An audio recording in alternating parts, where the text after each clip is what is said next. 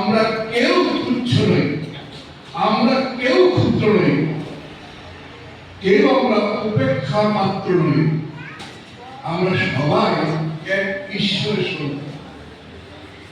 সুতরাং ঈশ্বরের সন্তান যদি আমি প্রতিবন্ধকে ভাবি, আমি যে অবস্থায় আছি, আপনি বা আপনারা যে অবস্থায় আছেন, যে অবস্থায় আছেন, যে পোশাকে আছেন, যে পরিবেশে আছেন, আমার প্রত্যেকে আমার ভাই, আমার বোন, আমার দিদি, আমার দাদা, ঠাকুর আমাদের এটি শিখিয়েছে সবাই তো আপন।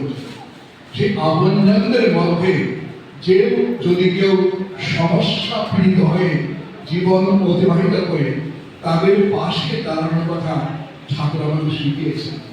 আর ওই শিক্ষা সূত্র ধরে আজকে এই অনুষ্ঠান আয়োজন। আপনারা যারা এসছেন সবাই ভালো আছেন তো? সবাই ভালো তো? ঠিক আছে। এখন এই প্রোগ্রামে আপনারা সবাই আছেন, ঘোষণা হয়েছে এই সময় যারা দুস্থ আছেন তাদের মধ্যে বস্ত্র বিতরণ করা হবে। আমরা একে একে যার যার টোকেন হাতে নিয়ে জমা দিয়ে সেই বস্ত্র নিয়ে যাবেন। ভালো থাকবেন, মাঝে মাঝে মন্দিরে আসবেন, ঠাকুরকে প্রণাম করা যাবে। দেখবেন জীবনে অনেক নিরাশার মধ্যে, নিরানন্দের মধ্যেও আনন্দ পাবেন মনে মধ্যে। আমি সবাইকে আহ্বান করি, বিকৃত করে কথা নয়, পরম পিতার মন্দির সবার মন্দির, সকলের মন্দির। আমি মানি না মানি যে শিশু 1 মাস 2 মাস 3 মাস 4 মাস বয়স হয়েছে, সে হয়তো বাবাকে লাথি মেরে বসে, কেন সে জানে না এটা বাবা জানে, কিন্তু বাবা জানেন এ আমার সন্তান। এ হচ্ছে যখন বোধের রাজ্যে সে এগিয়ে যাবে তখন বুঝবে এটা আমার বাবা। আমরা বুঝদার যারা, অবুঝ যারা, আমরা সবাই তারই সন্তান। এইভাবে সবাইকে আহ্বান করছি, বুঝি না বলি ঠাকুরকে, কিন্তু আমাদের উৎসব প্রয়োজনীয়, যিনি আমাদের সৃষ্টি করেছেন, আজ তারই শুভ আবির্ভাব দিবস।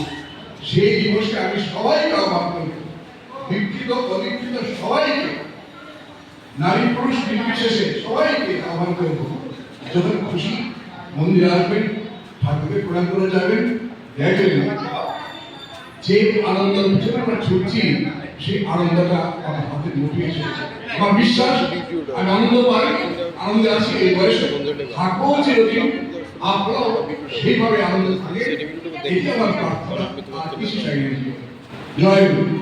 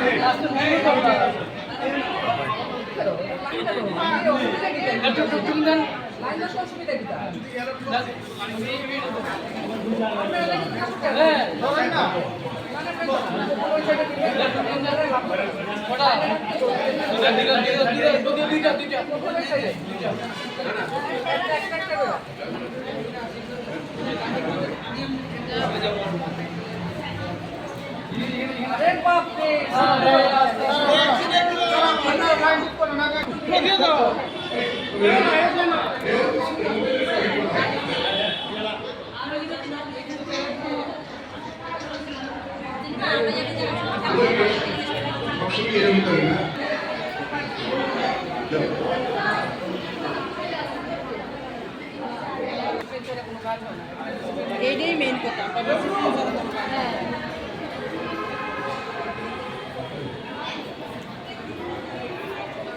দেখতেছো? শুনে নেই শুনে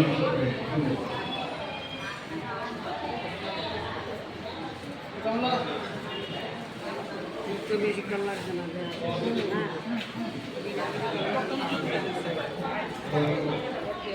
ধীরে ধীরে